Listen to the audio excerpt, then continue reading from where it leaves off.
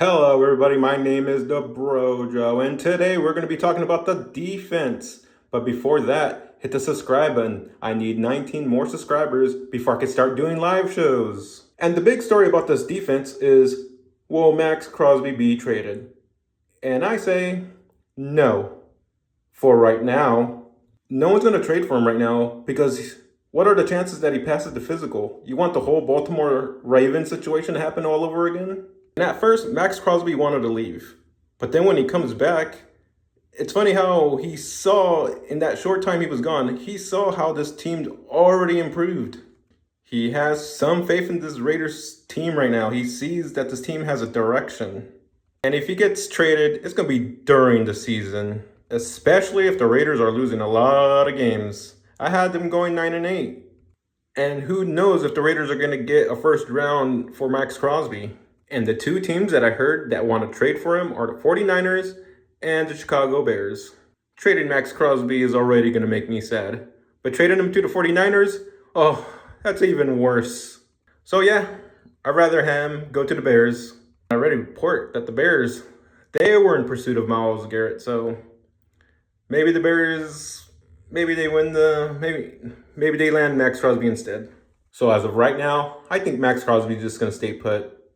So the Raiders are shifting to a 3-4 defense, but in reality, they're shifting to a multiple D defense. And I'm really happy to go in that direction. Be versatile. Don't be so stubborn. This Pete Carroll was running a cover 3 defense, and guess what? Andy Reid has cover 3 beater plays, So Andy Reid and Patrick Mahomes, they're going to tear us up with those cover 3 beaters. And you know what?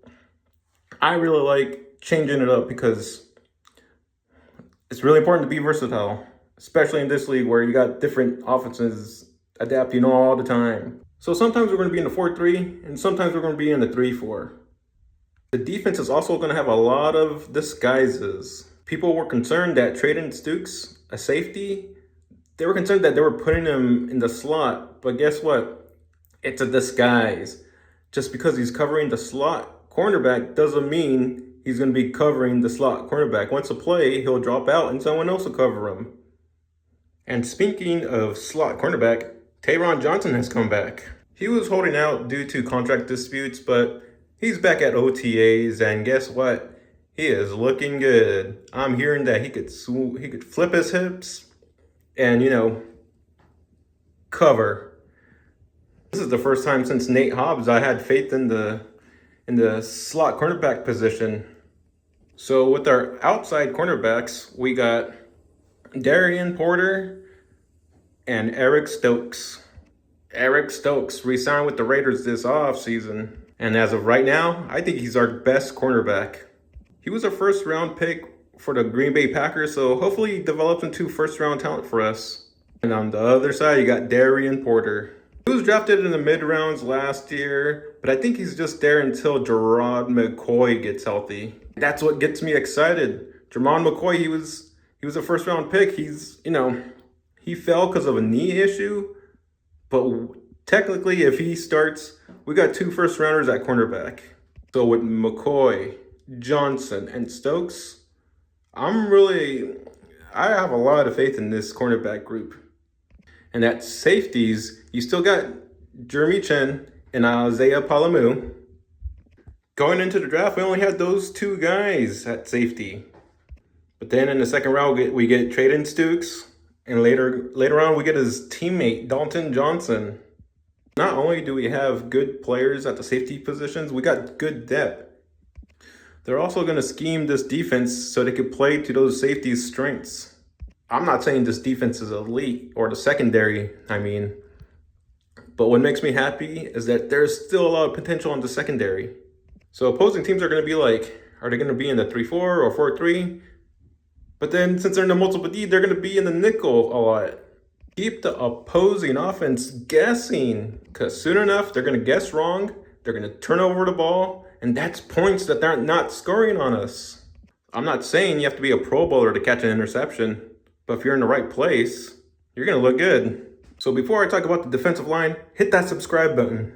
So at defensive ends, you got Brandon Cleveland, who we just drafted. And then you got Tonka Hemway from last year's draft class. By the way, this is the 3-4 defense depth chart. Tonka Hemingway, how can you forget that name? I was excited when we drafted him 2 years ago, but I don't think I saw him a lot in last year. You know, it feels like they were just saving him for this year. And as a new coaching staff, you have to go through every player and see if they're worth keeping. So hey, new regime, you want to bring in your own players? Okay, but see if they work in your system first. And if not, they gotta go. Hopefully they go to a team where they fit in the right scheme.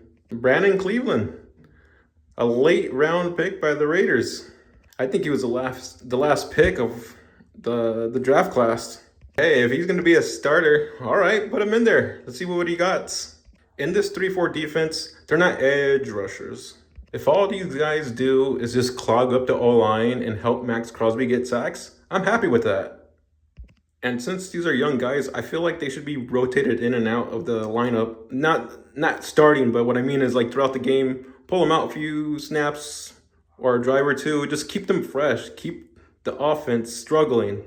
Then at nose tackle, you got Benito Jones. On the depth chart, he is your true nose tackle, but I feel like you could just shuffle these guys around. If you're game planning for Benito Jones to be the true nose tackle, and then he's outside with Brandon, or like, you know, if you swap him with Brandon Cleveland, oh, that's gonna be trouble for the offense. Yeah, rotate these players up and down the depth chart and across the line. Man, to me, that sounds like a nightmare. They also got Lassie Tassie in the depth. I know he switched from O-line to D-line lately, but I think he was a defensive lineman first. The way the Raiders' offensive line looks, yeah, put Lassie Tassie on defense. If I had to point out a weakness on this Raiders defense, it has to be the D-line. And this is taking into account that Maxx Crosby is going to be playing outside linebacker in this 3-4 defense. Even though I'm excited for this new look defensive line, these are still unproven players. Brandon Cleveland, Tonka Hemingway, we spent draft picks on them. Let's see if they're worth it. I'd rather do that than overpay someone in free agency. And hey, if we go 9-8 or 8-9, pick in the middle of the first round, let's invest in the defensive line. So in this 3-4 defense, your two middle linebackers is Nakobe Dean and Quay Walker. Two linebackers that we got this free agency. Man, our middle linebackers haven't been good in a long time, so I'm happy we made this move. So when Maxx Crosby came back from Baltimore, I think the one thing he was excited about was getting these two guys. So even if you're in a 4-3, you keep those two guys out there. Raider Nation, I need to know. Leave it in the comment section. Tell me who's been our best linebacker in the last 10 years.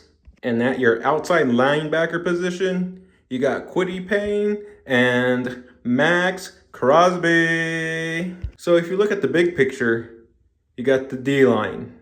You got the middle linebackers. You got the secondary. And then you got these outside linebackers chasing the quarterback. Don't forget about Malcolm Koonce. He's behind Kwity.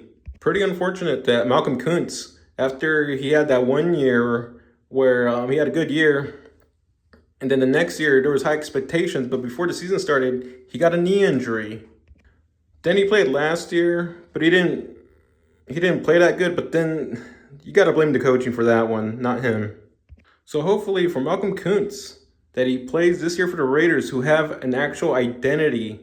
Hopefully, has a bounce back year. If you remember his performance against the Chiefs on Christmas, hit that like button. So if Kwity plays good this year, let Malcolm Koonce go in there a couple snaps. My whole philosophy is just to keep this defense from getting gassed. And on the other side, our star player, Maxx Crosby. Yeah, he's still rehabbing his knee. He's there at OTAs. I'm happy he's there. I'm happy that he's building chemistry with these new players. He's the leader, Even though he's not doing drills and stuff, I'm just glad he's there. That's why if he gets traded, it's going to be sad because he is the identity of this defense. Maxx Crosby wants to win, and everyone sees how much work he puts into it. And you want that mentality across the board on all your other players. And for him wanting to stay with the Raiders, I feel so lucky. The last 25 years haven't felt so lucky, but you know what I mean. Warren Sapp, former Raider, said, the only reason why you want to go to Oakland? when they were back to Oakland Raiders is to collect a paycheck. And if we want a star player, we have to overpay for him. I know I'm talking about the depth chart, but take a second to think about the future. Let's say this season we win half our games, but there's still progress. By the time the 2027-28 season comes, we might be Super Bowl contenders. And if we are so close to winning to the Super Bowl, we might get a ring chaser discount. Myles Garrett took a pay cut to be with the Rams, and the Rams are Super Bowl favorites. Why can't that happen to us? A bunch of players took pay cuts to be on Tom Brady's teams. So if we stay on path, we could be in that same situation. Throughout this video, I've been talking about rotating these players, giving some of these players rest. We drafted Kenyon Crawford. He's going to be Maxx Crosby's backup. Another player we just drafted. And that's why I'm excited about this Raiders regime. One of our plans is to draft and develop. The reason why I like that philosophy is because I'm tired for overpaying for average players. There's been a couple times where I'm like, we're bringing back that guy and we're paying him that much. He's not even that good, but if we don't have him, that possession is going to be really weak. But if you draft someone and they're average, at least they don't have a ridiculous contract. It also helps out the salary cap. So when there's a position that needs a huge upgrade, you'll have enough money to sign that Pro Bowl player in the free agency. Just did that with Tyler Lindenbaum. Back to Kenyon Crawford. To be drafted and to learn from one of the best, being in the right environment is just going to improve that player's performance. So overall, I'm happy with this defense. You could be excited about this defense all you want, but they have to go out and prove it. New coaches, new schemes, new players. Some of these players might not even work out. Somebody could have a season-ending injury. Somebody could be traded. But this is a progress, and we gotta be patient. And oh boy, I've had some patience. 2 playoff appearances since our last Super Bowl appearance. So I am the Bro Dro. I've been a hardcore Raider fan for the past 25 years. And on this channel, I just want to talk football. Give my honest opinions about things. So even if you're not a Raiders fan, you should subscribe. I want to talk about other teams too. I'm going to be realistic about all 32 teams. But hey, summer's coming, or it's already here. The low point of the football year. 19 more subscribers and I could go live. You could talk football, you could ask me questions. So thanks for watching, like and subscribe. See you soon.